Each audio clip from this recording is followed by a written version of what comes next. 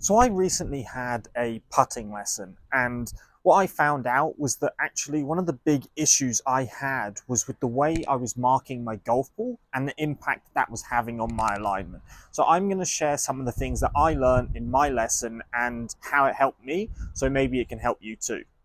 So for lots of people, particularly if you haven't spent much time sort of working on your putting with training aids or having lessons and things like that, going with nothing on your golf ball is probably your best option. So if you're someone that has maybe tried using a line or the line on the golf ball in the past and not really found it work, there's probably a good reason behind that.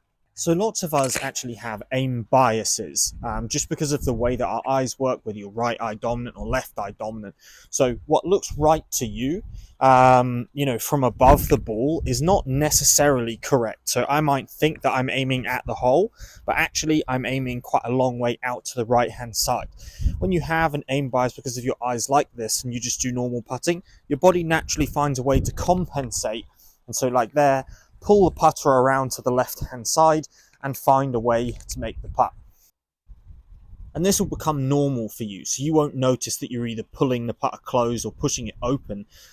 You'll just kind of do it instinctually because of your hand-eye coordination and your ability to kind of try and get the ball towards the hole. So if you suddenly start putting a line on the golf ball, it's going to look wrong, and because of your want to kind of push or pull the putter, then suddenly you're going to start missing a bunch of putts. So unless you really are planning to kind of put the hours in terms of, practicing lining the golf ball up, working on your start line, also working on your green reading, also working on speed control, then to be honest, you're probably better just going with no markings at all, and just letting kind of your natural athleticism, your natural hand-eye coordination kind of work it out. Some days you putt really well, some days you won't. It won't be super structured, but unless you're willing to put the time in, that's actually probably the best option for the vast majority of golfers. So the second and probably most popular option then is putting a single line down the golf ball.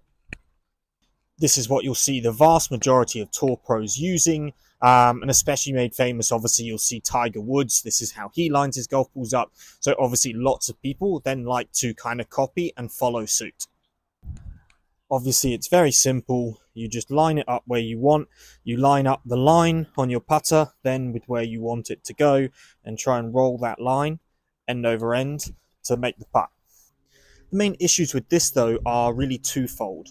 One is that it can become quite fiddly trying to get exactly lined up with the golf ball. You can see if people start feeling like maybe they're not quite lined up or they're not sure if they have the right line, they can get really sort of tense over the putt, and that can lead to, really bad kind of jabby strokes, and not feeling kind of smooth and confident.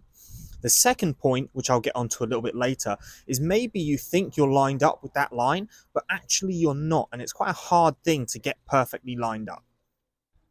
So another option that can take many forms is basically having a much broader line to try and line up with.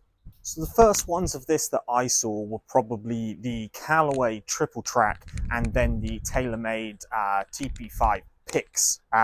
Now, of course, you've got TaylorMade also doing, they kind of look like the bocce ball. I can't remember exactly what they're called.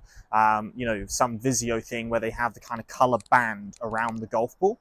And really the idea behind it is that it's much easier to try and line like this kind of broader shape and generally get pointed in the right direction when you have these types of markings. So this is one, you've got plenty of stencils that can draw this on yourself. I already mentioned a few of the different brands and types of kind of balls that can have this produced already for you as well. So this really, for me, is kind of an evolution on that single straight line, where it's much easier to feel like you're lined up with the kind of broader line, which helps to avoid maybe that feeling of tension, especially over short putts, and makes it easier to line up from longer distances. And then the fourth option, which actually is the biggest one that worked for me, is basically having this perpendicular line marked on your ball. So, this again is a stencil that you can get pretty regularly. And so you can either have your putter lined up like mine is now, or you could turn it around and obviously have it the other way. And basically the idea being you want to have the putter face lined up parallel to this line running across the middle of the golf ball. So my big issue that I learned is that whilst I thought that I was lined up quite well with the straight line on the golf ball, actually I really wasn't, and that I was much better able to line the putter face up parallel to that line than I was trying to aim my little sight line down where the line on the ball is. So this has made a massive difference for me.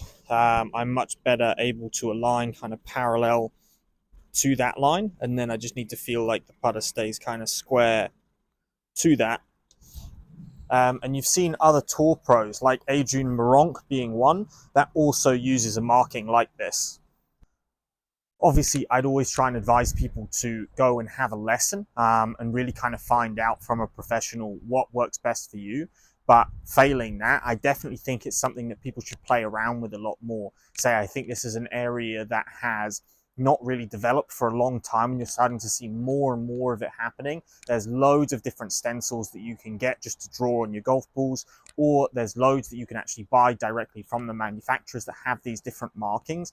And I definitely think that it's something that more people should try and play around with, because maybe actually, you know, people aren't as bad at putting as maybe they think that they are. And instead, it's actually a lot to do with the way they mark their golf balls up. They just copy what they've seen on TV. And maybe that doesn't work for them, it doesn't work for their eyes. So I know I've made a change, made a big difference for me. And I hope maybe it can make a difference for you.